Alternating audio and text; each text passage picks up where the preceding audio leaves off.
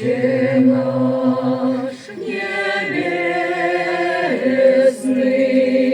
да святится имя Твое, мой Господь, да придет царствие Твое, да будет Твоя воля на земле, как на небе.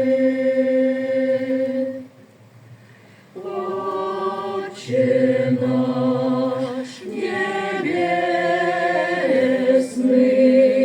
на каждый день дай насущный хлеб, и прости нам наши долги, как прощаем и мы нашим должникам.